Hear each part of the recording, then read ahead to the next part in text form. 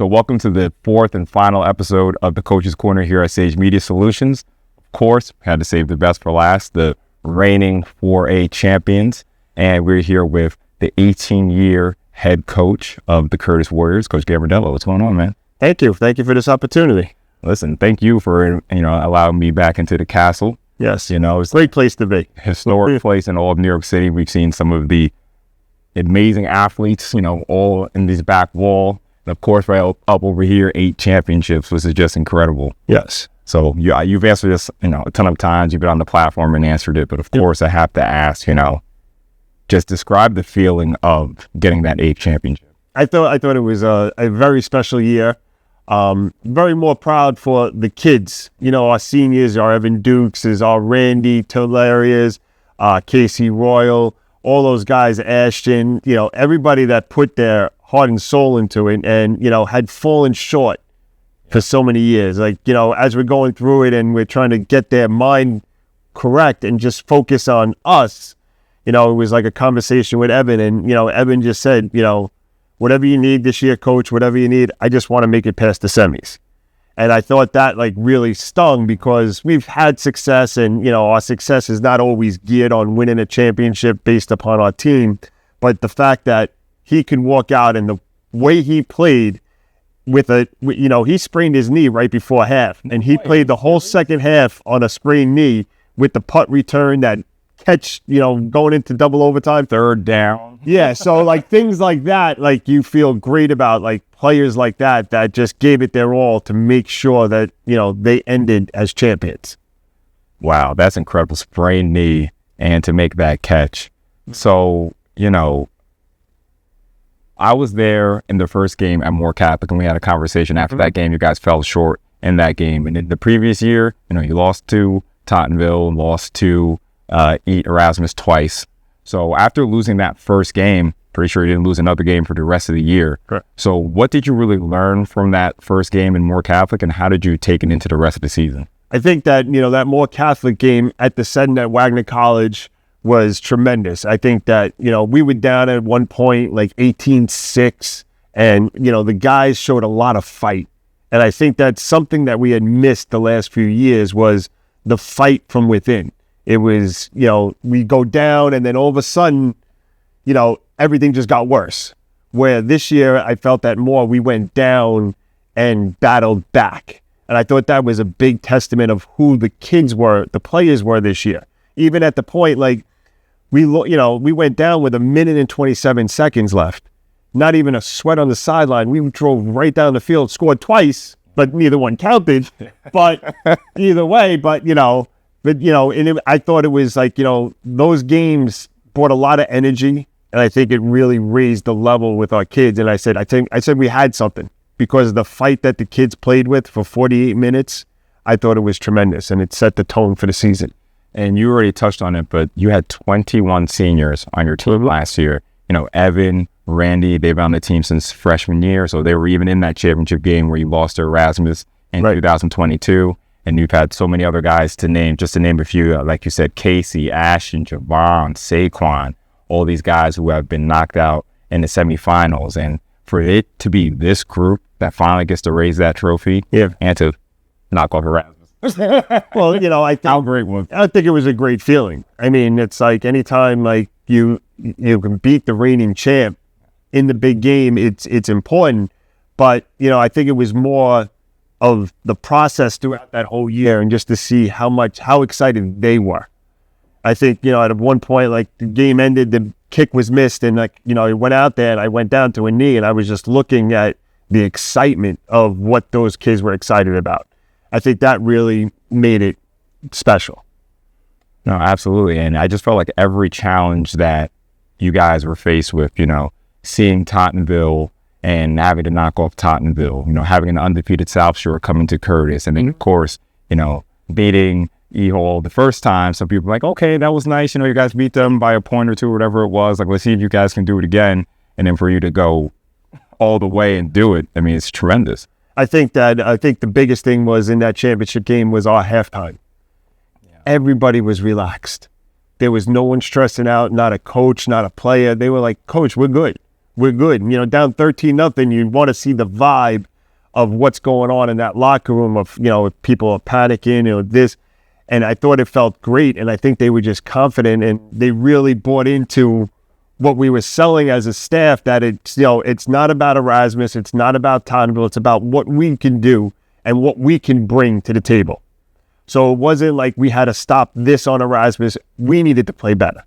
And I think we had this conversation last time. It wasn't that we were losing, we weren't making plays. So we needed guys to step up and make plays. And I think that's what they did in that second half in overtime. Yeah, I mean, it's really just going to be an instant classic in the PSA. Not good enough to be number one on your world, but, you know. That was the game of the week. I'm just saying, you know, a double overtime championship game, 4A championship game, loses out to a non-league game. Hey, listen. Okay. You're supposed to, you get in the comments. That's like, yes. You get the engagement going. Right, that's what I said. I understand the whole media world that you've got to, you know, juice things up and create controversy to get people talking, but that was just a personal opinion. This is what we're here for. Right. I got it off your chest. You know, the kids go, oh, we weren't one? Okay, we were one. It doesn't matter what game we're right. Okay? Listen, man, so now you guys are going into this season as the hunted instead of the hunters. Mm-hmm. Does that change the preparation at all? I think that, you know, it might change other people's preparation, but, you know, we have a philosophy here that we're not worried about anybody else but Curtis. That's the only thing that we can worry about. How we prepare, how we work out, how we execute, what we do is important to us. Not what's going on in other places, because that's the only thing we have control of. And I think that's what, you know, carried us last year. I think it's carried us in the past when we tuned everything else out.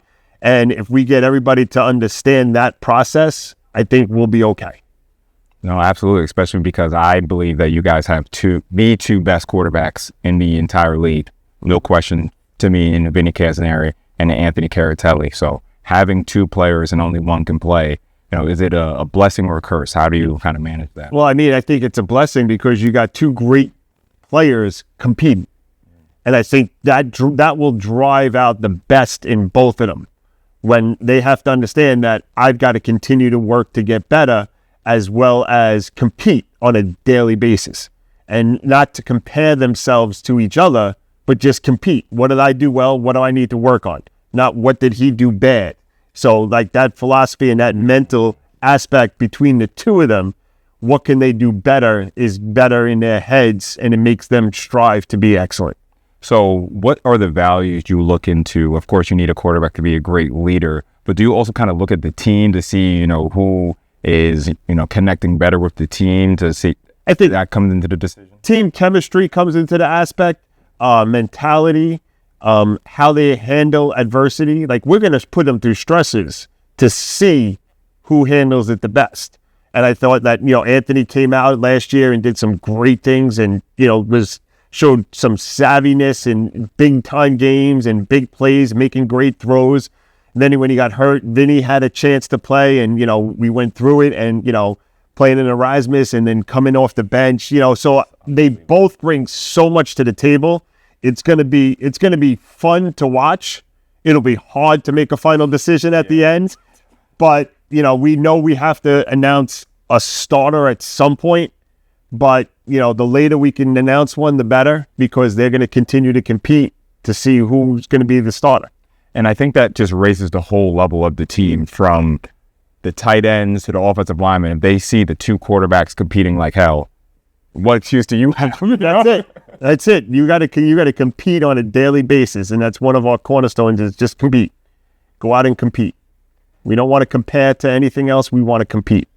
And I think one of the players that really brings the competitive edge to Curtis is definitely Jared Sarate. Yeah. You know, I have said that he was my player of the year last year. You know, his performance, especially in that first Erasmus Hall game, was just incredible. In the Tottenville game, just incredible. And I feel like he was really the spearhead for your defense. Yeah. So, tremendous defense. Which you guys have 3 linebackers on our all media list. Yeah, no, I thought defense. Did you think that coach still raised you? Linebackers? Yes. Yes, he did. So Coach McKay, you know, with his linebacker, he, you know, definitely earned his keep with those guys. Yeah, man. So just talk about Jared especially and, how he led the defense and the defense overall. Well, I think Jared, on that defense was more of, it's his energy. He's got great skills. He's got technique. He can move. But, when he took it personal and just set out there and wanted to be the best he could be, no one was better. You asked about, I think somebody made a comment, there was one of those and New York City football team polls going out, and they were asking about who the best player was, and someone said Jared Surratt until somebody can block him. And I think that goes a long way, saying, hey, he can be as dominant as I've seen in a long time since Dominique Easley. Because, as you said, Jared at certain points took games into his own hand and made the big plays and the big stops, and sometimes went unnoticed because it was just a third down play. And it wasn't a sack, but it was a tackle for a loss or a tackle for no gain. That line of scrimmage play was huge for us, especially when you're going against some guys that are bigger and, stronger. And, we're playing with a little lighter line besides Jared, for him to get penetration and make plays. Or sometimes there were times he was doubled and other guys made plays. But, when you go back and study the film and you're saying Jared made that play and you get him to understand that and you get the guys to understand and see, look at Jared sacrificing for the team. Now, if I sacrifice a little and we do better, I think that's the, mentality and the growth that we're trying to develop. Yeah, I think that's a huge thing with Jared. You have to watch it back again because, you see, Saquon coming to make the tackle or Ant coming to make the tackle. But then when you slow it down, you see, wait, Jared just took on took on the double team, spun off it, took on the fullback, allowed the linebacker. There were times that, Jared was free and the guy that's supposed to block a Saquon or a Javon or Anthony or Sonny, one of those linebackers at the next level, had to come off and pick up Jared because he was in their vision. Then someone else made the play. And then that's the part that, when you get a chance to watch the film with the kids and you emphasize that and praise that, people start understanding that sacrifice is key. You sacrifice your own tackle for somebody else, but the play didn't go anywhere. And I thought that was, our defense survived on that. There were games that Javon Mitchell didn't make a play per se, but he made more than half the plays by doing his job. And how do you have that really instill that selflessness into the players? I think it's through the process, and it's the competition world that we try to put them in and put them in situations and do things during our practice week to prepare them to understand that, you have to give up so that the team can survive. And, when you talk about it, it's all about the team. Then they start to buy into it. And it's hard when you're not having success. But once you start seeing that success, and then more people are getting into that. And that brings out the new challenge in a new year with new players and saying, hey, you've got to follow this road, but you've got to do it your own way now. Mm-hmm. So, that's the ultimate goal. Yeah, and one of the players offensively I think is going to lead the way for you guys is Quader Gomez. He had a tremendous sophomore campaign. I have him as one of my breakout players. I don't know if we consider him a breakout player, scoring 14 touchdowns the previous year. But, just talk about Quader and what do you think his ceiling as a player is? Oh, he's still not even close to his ceiling. And he's still pushing himself. He's probably in his best shape of his life right now through this offseason. Physically, he really attacked the weight room. We'll see today how well they are in shape running-wise. Oh, but day for them today, huh? Yeah. By the way, just for context, we're in the middle of July right now. Yeah, so today's the first official day back, and we'll go right from now until the end of the season. But, we'll see how he is in run shape. But physically, he's really taken to this offseason, and, we're excited about that. To have a back that has a rare combination of speed and strength is important, especially when you're going to have to replace 5 new offensive linemen. So early on in the season, he's going to get some hits behind the line of scrimmage, and I think a body like that is going to keep us moving the chains. Wow. Just talk about the difficulties of replacing that many starters on the offense. Well, I think that, the offensive line is an important group because it's 5 guys working together as one on every single snap. So to replace one, you've got to get them to buy in with the other guys. But to replace 5, now we got to find the right players, but then also now they got to create that bond that they're together. So it's like, the offensive line, and you talk about units, defensive line, but the offensive line is a team within itself. So if those 5 guys, and you're looking at trying to get 7 guys to be able to play 5, on a daily basis, but have 6 and 7 come in and give reps so that guys aren't worn down, I think that's a challenge. We've got probably about 8 or 9 guys that are in the mix that we're trying to get into our 7-man rotation. And, we're going to see once we get those 7 guys, 5 guys, now how well can they gel together? Because there were many times last year that guys would make a mistake, but his teammate would cover for him because they, had a good concept of togetherness. No, absolutely. And, just to jump back to the first E-Hall game, I think I've watched that game 5 times. One of the things that I was the most impressed with was, of course, E-Hall is always known for their front 7 and being so dominant there. And from the first play, you could really feel like, whoa, like Curtis really has the advantage here. And, just to jump back again to Quadair, I thought he was so tough in that game. And I feel like he's a player that sometimes gets a little overshadowed by some other players in the island, some other running backs in Brooklyn. But, his grit, I think, is one of his best attributes. Yeah. He's a true running back. He's not a speed guy. He's not a flashy guy, but he's a guy that you want to give the ball to when you need to. Short yardage, tough areas, those, yards after contact are big. Yeah. So, as I said, like we tell him, we don't compare him to anybody else. Like, especially like guys that have played here, you're Q.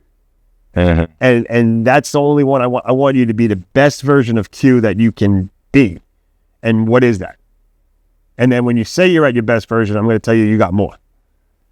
And you just try to keep him driving like that. And you guys have another player coming in who's going to, just looking at his film, I'm going to assume he's going to play everywhere, in Will Andrade. Yeah. I am really excited for this player coming in. Just talk about him a bit. Well, I think, shorts and T-shirts don't do shorts and T-shirts right now don't do him justice. But I'm going to say this is my least favorite time of year. Yeah. I can't stand. Listen, y'all, I understand 7-on-7 is important. But yes, finally we get to put the tights in the drawer. Right. 7-on-7. I think 7-on-7 has a purpose and is great for building chemistry and teams and seeing things. But there's nothing like football. And when you get a guy that, has a physicality to him, yes, and a breakaway things, and to be able to add him to a unit that already has some great players there, and knowing that, here's a guy that can make plays for you, I think it, you get excited about that. And you just want to be able to sit there and say, hey, we want to see what he does when he's in the pads, because right now when you get tapped, you stop. But, for this guy to be able to see some of his hurdles and... I'm about to say, for this film, I don't think he's going to have right, so, now it's like you don't get that option in shorts and T-shirts, but you know that he's got some good skills. He made some great plays against some tough competition. Yes. And, so you're excited to bring him into your system and to see what he could do here for us. Yeah, like I said, I wanted to highlight him. Once I saw that, it was confirmed and looked at his highlights, I was like, ooh, this is probably one of the better pickups anyone has had. What about any other players you'd like to highlight, in this upcoming year? Well, we got some guys like TJ Lewis, someone that's coming back, Mike Van Manen. We had 3 out of the 4 all media people, but Sonny Carullo has been solid and a tremendous outside linebacker for us throughout this year. You talked about our 2 quarterbacks. And there's a bunch of guys in Ethan Elam, Jaleel Parnell, who could do another, because he's light, but he plays above his weight. And 185 pounds, putting his hand in the dirt, going against 300-pounders. I didn't know. And you know what I mean? He's a ball player. Jared, Marcus Stafford. You go down the list of, we've got some, I think we picked up some great talent. You got a Jaden Melendez, you got a Gio Bernardo coming in from a kicker, all these different linemen that are coming. He has heavy shoes to fill, by the way. Yes. The kicker. Yes. But like you've got guys that, are really talented, and it's, it makes it a little harder on us because guys come in with a great reputation, and how we build them as a team is really important for us as a staff now, because talent is good, but can they understand their roles? Especially offensive guys that have maybe gotten the ball 30 times a game. Now, can you take less for the better of the team? Because I think that was one of our successes last year was you had Q running the ball, you had Nicholas Moukakis running the ball, then you threw the ball to Casey, then you threw the ball to Evan, then you threw the ball to Van Madden, and then TJ and Akai Lewis making plays throughout the season. That's balance to me. Can you spread the ball around to the open guy? And we have a joke with our quarterbacks, who your best receiver is. If early on they would say Evan or Casey. Now they understand who's your favorite receiver, the open one. So having guys that can do that, but understand that there were games that Evan didn't catch a ball. Yeah. But we won. So can they take that selflessness in? Evan was a 4-year varsity guy that saw it, that understood that, his brother won a city championship. He's been around for almost 8 years to see what it takes to win. Now, the Evan Dukes are gone. Now, can those next generation of guys that have to be leaders step up and understand what it takes to be successful? And I'm really, really excited to see it. And you guys are going to open up your campaign against St. Peter's at the Staten Island Ferry Hawk Stadium. Last year you opened up with more Catholics. So how important are these, all Staten Island Catholic versus public games, not only for Curtis, but for the Staten Island community in general? I think they're big for us. I think, change of philosophy. We wanted to go out and compete against the Jerseys, the Marylands, all these other places. But when you realize that, we're putting our kids at a disadvantage, Yep. just for the simple fact that these people are starting 3-4 weeks ahead of us. We played the state from Washington, and they had 15 days in April, May, and June of full contact sports, full contact football. And then starting in the beginning of August, where we're starting mid-August, is a big difference. So you're trying to find competitive games where you're on the same wavelength, the same measuring sticks. Like, hey, all right, so Catholic League started 2 days before us, but that's a lot different than starting 3 days before us. And being able to play a local school, I think it elevates the motivation of the players together. Like Curtis St. Peter's basketball has been going on for centuries, 20 decades. And then now to be able to play for the first time in football and then put it at a stadium where, now it's an event. It's not at St. Peter's. It's not at Curtis. We're playing it down in the block in the Ferry Hawk Stadium where we played Tottenville last year at. And it just created a different atmosphere. And to do it for the community, I thought it's great. Yeah, me personally, as someone who's really, through tech and, the streaming, I'm trying to elevate, New York City and New York football in general. I feel like these kind of, just like you said, that word, an event, it's so important for, not only the players to be playing on a higher stage or more eyes on them, hopefully more college eyes on them, build some hype about them, but just like you said, for the community too, to really get excited, bring an event to the Ferry Hawk Stadium. Now someone could say, oh, no, Curtis, I came here for Peters, but no, I'm going to follow Curtis. Yeah, it's just, just an opportunity, and it's Labor Day weekend. You put a lot out there, and we'll go from there.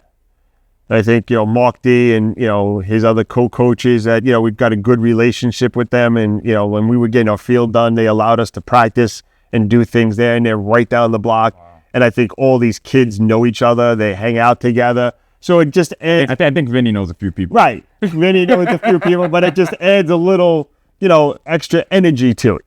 As you're getting into, and coming out of camp, like you're doing two things. You're trying to prep for a season and then now prep for a game. You could lose focus, but I think playing a Peters, playing a Moore to start the season kind of gives a little bit energy and focus to the kids to say, hey, guys, in 13 days, we're playing this team. You open up on the 17th and in 13 days, you're playing a game on a big stage. Let's go have some fun. But now let's be dialed in. Yeah, and just like you said, it's definitely a different energy than, okay, we're playing this big school from Maryland versus, we're right. playing. I mean, like we've played at Rutgers Stadium, we've done all that. And it's exciting for the kids, but it's like we put them at a disadvantage. Yeah. I think, now we book those games mid-October, mid-November, those might be different. Like you go back a few years ago, we played Red Bank Catholic in mid-October, and we're punch for punch for them for 3 quarters. And then, they wore us down. And that was the year that Red Bank went out and won the state. But, we can compete with anybody if we start on the same time. And I think that's across the board. The Erasmuses, the Tonvilles, the Lincolns, the South, all of us can compete with anybody. It's just the timing of it. And unfortunately, our bye weeks are front heavy when teams, we're going into week 0 and that's somebody's week 3. It's a big difference. No, and I love that you put that out there because that really puts it even into a different perspective for me. So I really appreciate that. So how about you talk about your staff and, how they contribute to all of your success? I mean, I think the staff is everything. We've got a great combination of staff. We've got, Coach Bukowski, who is, does our offensive line and offense coordinator, who spent, the first 16 years on defense. And then we flipped this year, to be able to make that transition and make it seamless. Peter McNamara, who coached me on the defensive line.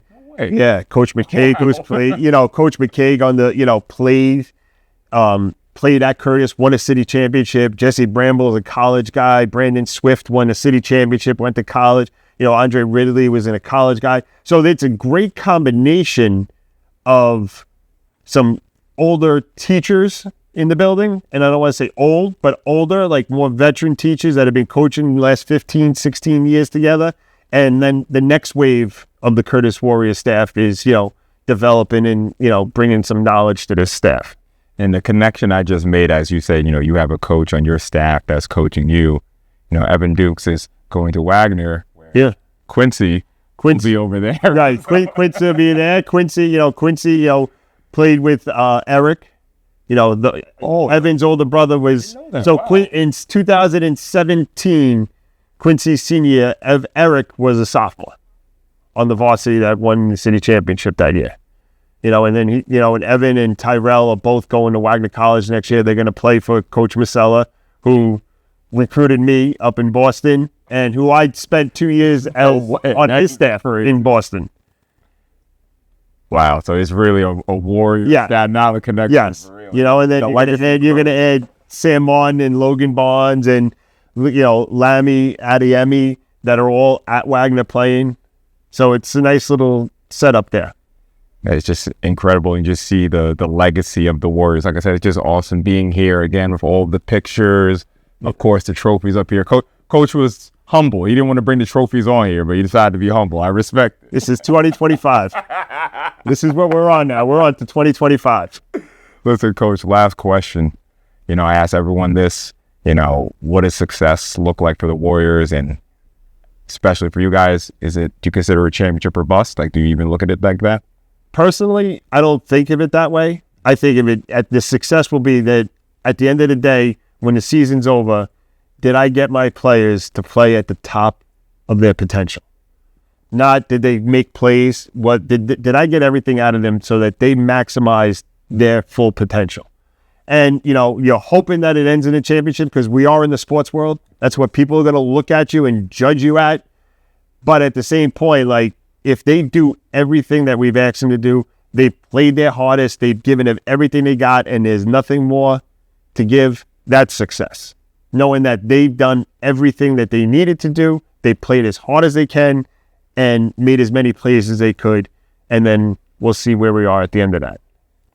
Coach, appreciate it. Really appreciate it. Listen, we are going to be announcing the 2025 version of the Sage Standout Games of the Week. I'm sure you guys will be there a few times to get a chance to be number one at the end of the year. Listen, as long as we entertain, then it's good to go.